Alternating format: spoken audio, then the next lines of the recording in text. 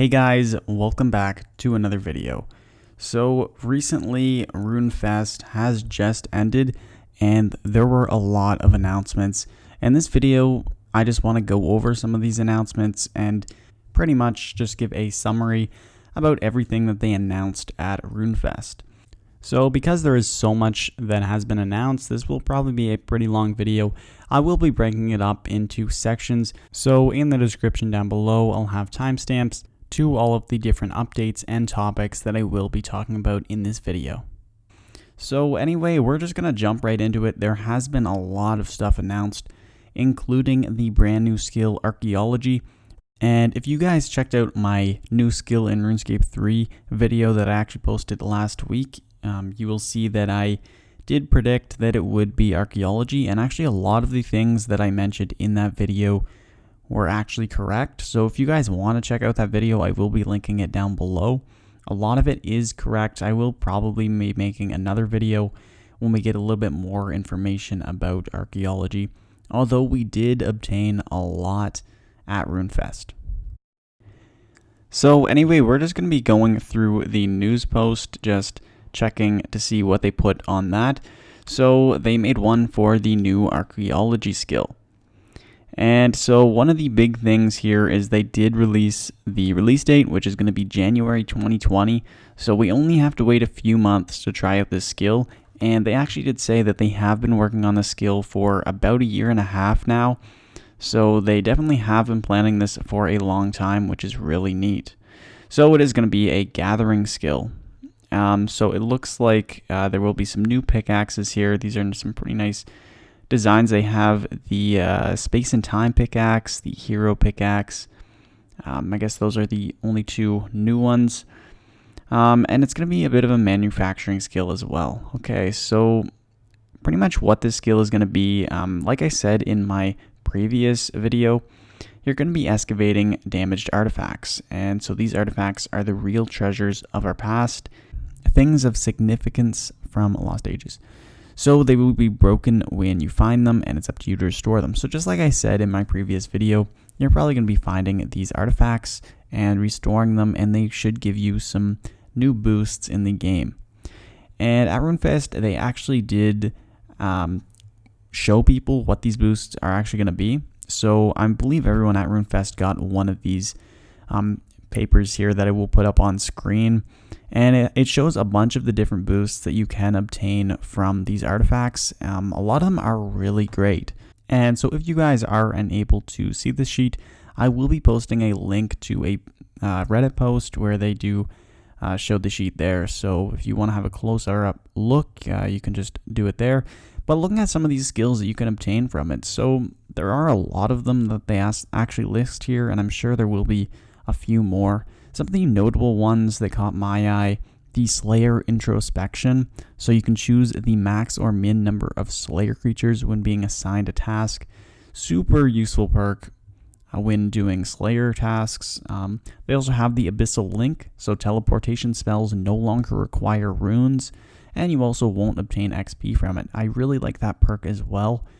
And I believe they said that you can have 3 of these perks active at once, which is really nice.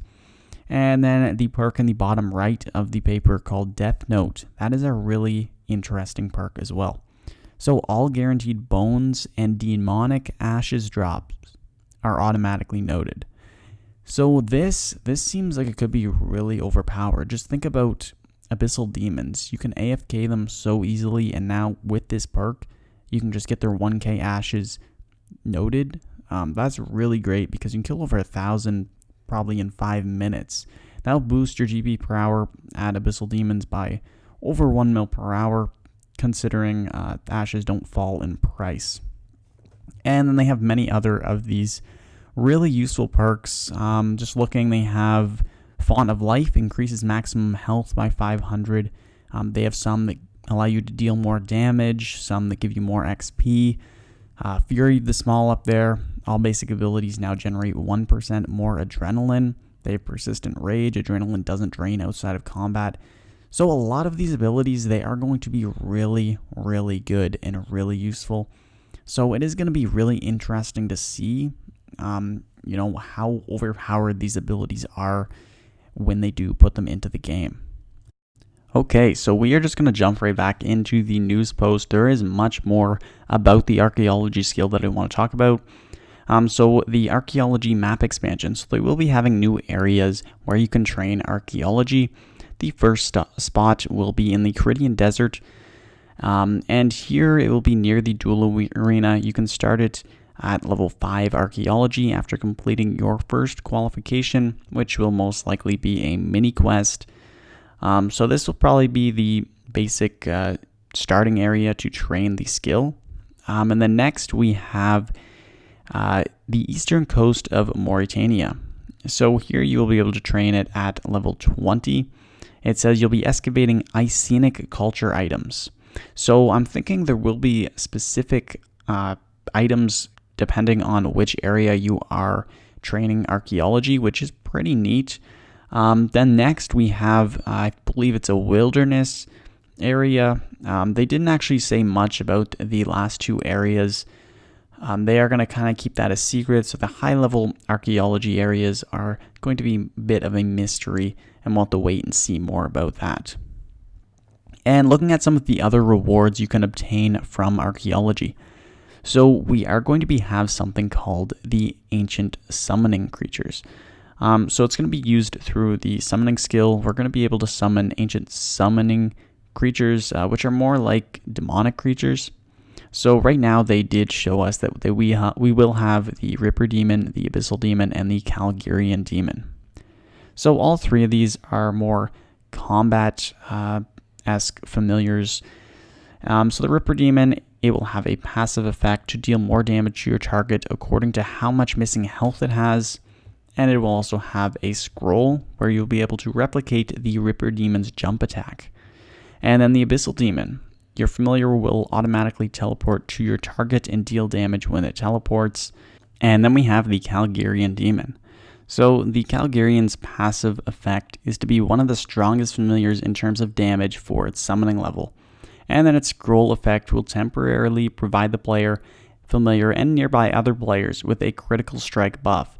So this will be really useful when you are doing some high-level PvM or bossing, especially group bossing, since it does give everyone that critical strike buff. So it looks like they did add a lot of different combat type familiars, which is pretty interesting because there aren't really too many great ones besides the Steel Titan. So Ancient Summoning is a neat little reward that you can obtain through archaeology. And then next, we are going to look at the Ancient Invention items. So first up, we have the Ancient Gizmos.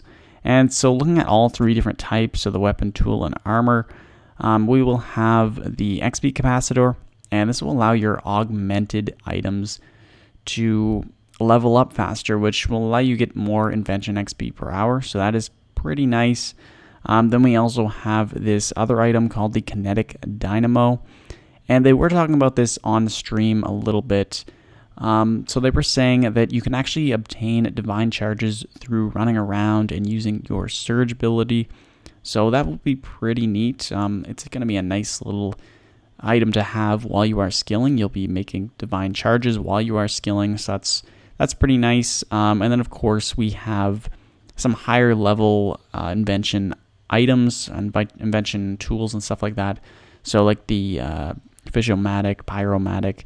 Instead of level 70 tools, it's going to be up to level 80. So that will be pretty nice as well. And of course, I already talked about the relics. The two that they mention here is the Abyssal Link, where you can teleport spells, where you can use your teleport spells from the spellbook without using runes, and then also the Slayer Introspection, which I also mentioned, where you will be able to pick how many creatures you want to kill in your Slayer task, either the high number or the low number. And now looking at just some of the general details that they did say about this this new skill. So it is going to go up to 120, but it is not going to be an elite skill.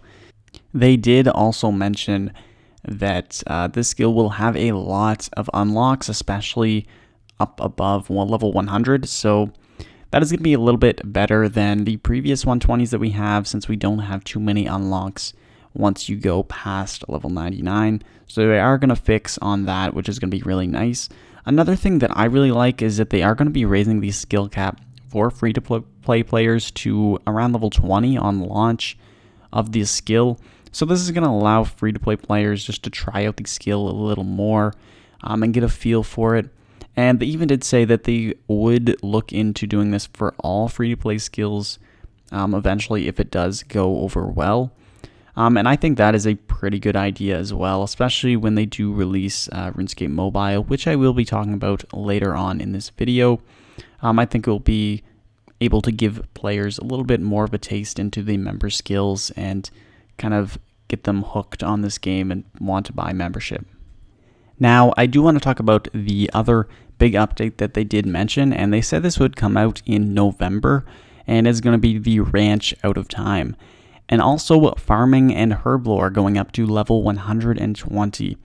Now, I know there were some mixed feelings about these skills going up to level 120, especially as soon as they announced Herblore, a buyable skill, going up to level 120.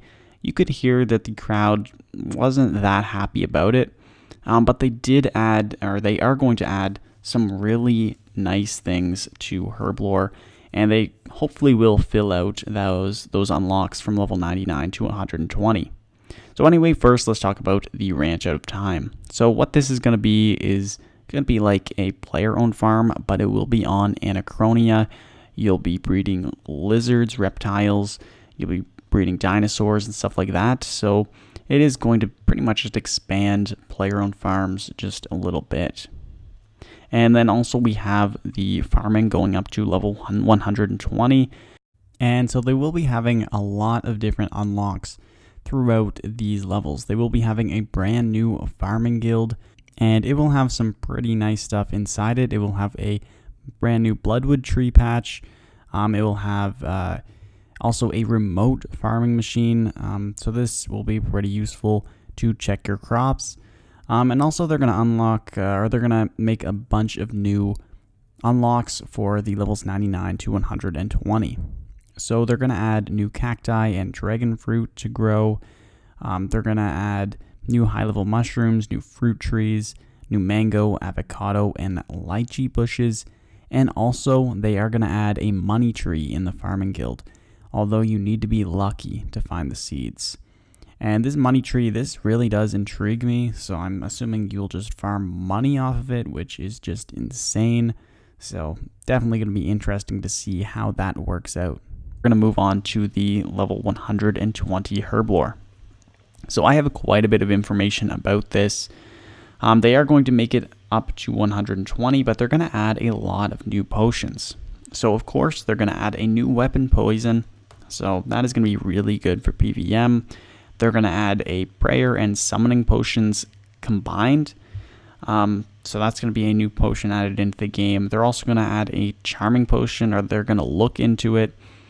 And this should just give you more charms while you are killing stuff and doing PvM.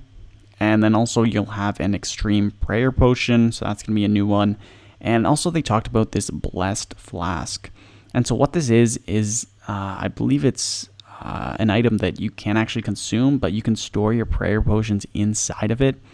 So when you are going bossing, you might only need to bring this blessed flask and not 10 or 20 prayer potions. So that will be game changing right there. And then also they did mention the Elder Overload boost, and this is really interesting. So it is going to be a higher level overload, and what it is going to do is going to give you a 17% boost plus 5. So it should get you up to level 121 opposed to the current level 117. So that is going to be a much better overload, and it'll probably be the higher levels of Herblore. So I would expect it around 110 or something like that. And then they also added some other different potions. I can't quite remember what the name was, but they are going to have power bursts, which will give you HP times 2 health pool. So they did mention that, which is really ridiculous. boosting your health up to around 20,000. But that is what they said. They did say it would only last for a short amount of time. So I guess if you're looking at tanking a hit or something like that. And they're also going to have another potion which will give you super speed for a short amount of time. Other things that they mentioned bombs, so kind of new combat weapon, I believe. Going to have like poison bombs, vulnerability bombs. So I don't have too much information on that. They only briefly mentioned it. But that is pretty interesting as well, and we'll get to see what that looks like later on. And so those were pretty much the biggest things that they did mention at RuneFest. Some of the other really notable things that they did talk about, though, they did talk about the Elder God Wars dungeon, which is going to be a brand new God Wars dungeon. This is what I am probably the most excited about, but they really didn't have much information, as they said it will probably be released in the summer of 2020, so there is quite a ways away. But I just love the idea of having some more creatures or more bosses to actually kill, and especially because God Wars Dungeon 2 was just so successful. So hopefully we'll be able to have another really successful God Wars Dungeon. Another thing that they mentioned a Primal Feast, which will be a new best in slot food item. It was a little confusing how they were describing it, but I think it's something that you can obtain through Herblore or Farming, and you should be able to put food in it or something like that. Anyway, it seemed really, really good, and that will definitely be a game changer for high-level PvM and bossing. Also, they talked about the grace period. So when they do release Archeology, they will be having a 6 to 9 month grace period where you will be able to keep your max cape, keep your completionist cape, and then after that, you will, of course, need to have 99 Archeology and all of those challenges completed. Some of the other things that they did mention, so they are going to be adding some new quests. Desperate Times, that is going to be one of them. They're going to include new pets, some competitions, so we'll probably be able to design these pets again. And then, of course, they talked about RuneScape Mobile. And so what they said, Android is actually, it feels like it's pretty much done. They said they are going to be releasing a full early access to all Android users just in the next couple of months. So that is really, really good news. As for iOS, they did say that it will be later next year. So they definitely haven't figured out how to get it to work on iOS yet. So we will have to wait. Us iOS users, we will have to wait for that, which is a little bit unfortunate. The last thing that was mentioned at RuneFest was actually an optimization update. And so the JMods were careful as to say that this update may never actually come into RuneScape 3, but it did look like an extremely awesome update. So what it was, they made the click system much more responsive, and there was actually a huge difference just in the little video that they did show. Unfortunately, I am unable to find the video, but if it does pop up, I will be putting it in the description down below, so definitely check that out if you can. And so anyway, the other optimization feature that they are looking at adding is going to be changing the tick system. They're going to make it much smoother and make it work much better, which would also be extremely awesome. I think this is what we really need in this game. I would kind of prioritize this over everything else, but it looks like it may come, it may not. At least they are looking at it and seeing if they can do something about it. But really, this would just make combat much better. It'd make the game feel much smoother and easier to play. So I would really like it if they do add this, and I know a lot of other people would as well. Just when you're doing these bosses and you need to do the mechanics right, and there's always that little bit of lag between your clicks. So it would be nice if that could be resolved, and hopefully it will. But overall, RuneFest, they had a lot of announcements. And of course, some of the RuneFests in the past, they always do tend to announce a lot of stuff, and some never really come true. So we will see about that. I'm thinking they probably are going to be more careful about it. So hopefully they are going to actually release all these things. I know archaeology is pretty much guaranteed. The 120 farming and herblore, that's pretty much guaranteed. I'm thinking the only thing that might not be 100% is the Elder God Wars dungeon, just because it's so far in the future.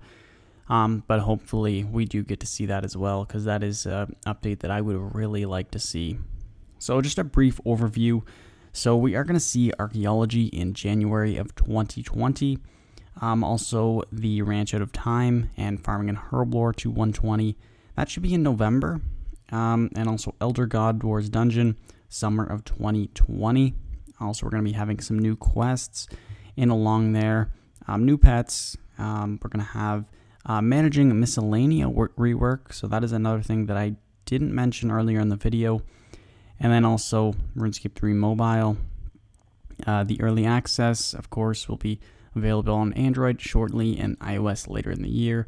And then the optimizations, of course. So anyway, guys, let me know what you think of all these updates and which ones you guys are excited for. So I know this video has been a really long, but there was a lot of information to go over. If you guys have any questions about anything, feel free to comment them down below, and I'll see you in the next video. Peace.